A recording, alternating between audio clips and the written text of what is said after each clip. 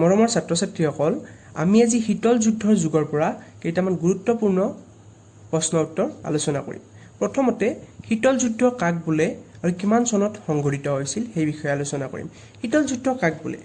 কোনো ধৰণৰ অস্ত্ৰ প্ৰয়োগ নকৰাকৈ যেতিয়া বিভিন্ন শক্তিগোষ্ঠীৰ মাজত অৰ্থনৈতিক, সামৰিক বা কূটনৈতিক সহায় তথা সামৰিক হস্তক্ষেপ বা চুক্তি সম্পাদন আদিৰ দ্বাৰা মতভেদৰ সৃষ্টি হয়, সেই অৱস্থাকে শীতল যুদ্ধ বুলি কোৱা হয়।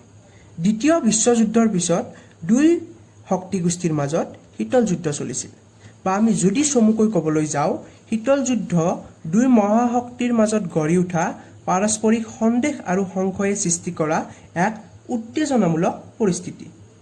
এই শীতল যুদ্ধৰ ফলত সৃষ্টি হোৱা দ্বিকেন্দ্ৰিক ৰাষ্ট্ৰ ব্যৱস্থা অথবা বাইপোলাৰ ষ্টেট ছিষ্টেমৰ প্ৰতি তৃতীয় বিশ্বৰ দেশসমূহে প্ৰত্যাহ্বান হিচাপে থিয় দিছিল। এই শীতল যুদ্ধ কিমান চনত সংঘটিত হৈছিল? অৰ্থাৎ দ্বিতীয় বিশ্বযুদ্ধৰ পৰৱৰ্তী সময়ছোৱাত বা 1945 চনৰ পিছত এই শীতল যুদ্ধ সংঘটিত হৈছিল। তাৰপিছতে যদি আমি চাওঁ যে দ্বিতীয় বিশ্বযুদ্ধ সংঘটিত হোৱা শিবিৰ দুটা কি কি আছিল?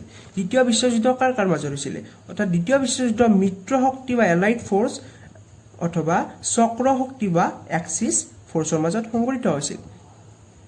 তাৰপিছতে এলাইড ফ'ৰ্চ বা মিত্ৰ শক্তিৰ অন্তৰ্ভুক্ত দুখন দেশৰ নাম লিখা।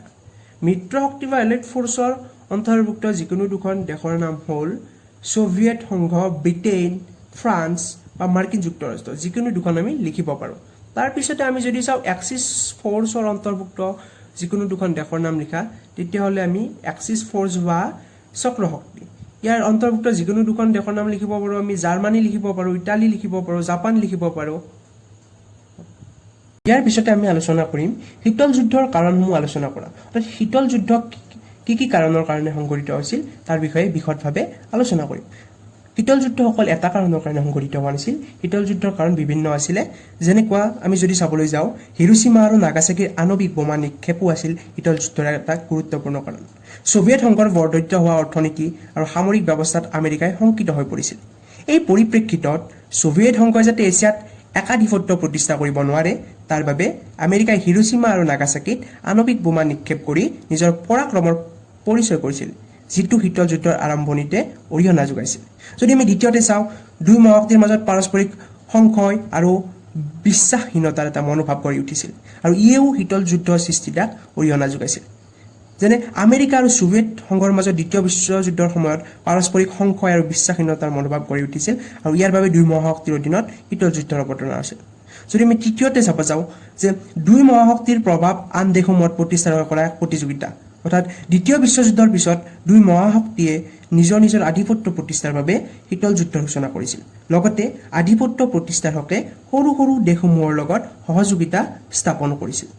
যদি আমি ইয়াৰ পিছতে চাবলৈ যাওঁ, এটম বোমাৰ গোপনীয়তাও আছিল এটা শীতল যুদ্ধৰ অন্যতম কাৰণ। অৰ্থাৎ এটম বোমা সম্পৰ্কত আমেৰিকাই গ্ৰহণ কৰা গোপনীয়তায়ো শীতল যুদ্ধৰ সৃষ্টিত অৰিহণা যোগাইছিল।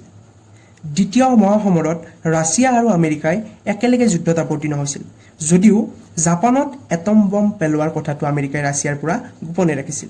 ইয়াৰ ফলতে আমেৰিকাৰ প্ৰতি ৰাছিয়াৰ সন্দেহ দিনে দিনে বাঢ়ি গৈছিল, আৰু ৰাছিয়ায়ো সতৰ্কতা অৱলম্বন কৰিব লগা হৈছিল। আদৰ্শগত পাৰ্থক্যও শীতল যুদ্ধৰ এক গুৰুত্বপূৰ্ণ কাৰণ। গতিকে মৰমৰ ছাত্ৰ ছাত্ৰীসকল, আমি ইয়াৰ পিছৰ ভিডিঅ'ত বিশদভাৱে পিছৰ প্ৰশ্ন উত্তৰবিলাক আলোচনা কৰিম।